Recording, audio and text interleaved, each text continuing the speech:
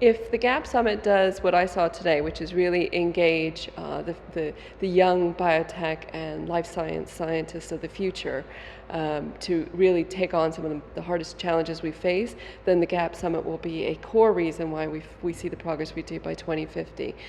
If we don't engage young scientists today and really fill them with the passion for finding new cures, new treatments, whatever new technologies get us to better life in 2050, then we'll all be moving that bit slower. It'll be put to the back of the queue, and unfortunately, that so easily happens with science that if we don't bring it and make it a popular event, a social event, and a sharing event, we're not going to collectively achieve very much.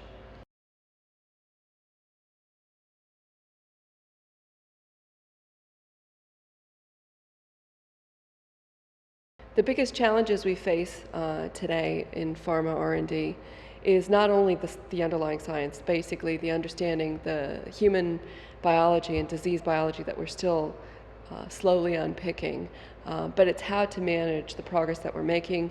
At the Gap Summit today, we heard about the challenges of big data and how to both manage the technical aspects to it, but also the ethical and social aspects.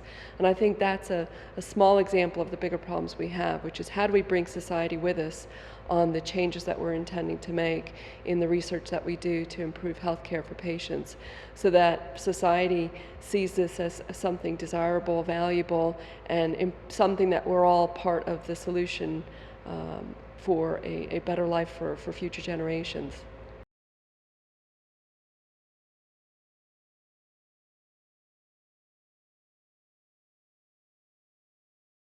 I think one of the bigger challenges I can say from biopharmaceutical industry is the real conscious challenge that people have in understanding where profit making meets healthcare.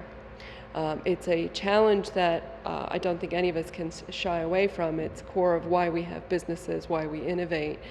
Profit has been always important for encouraging, focusing minds, focusing capital. But there's a real challenge about the economics of want versus the economics of need. And when medicines come to discussions, I think this is a social issue that we feel very keenly right now. And I think the new leaders that we see today, that must be something that weighs on their mind is, how do they balance their career aspirations, their scientific aspirations, and the social obligations that they feel.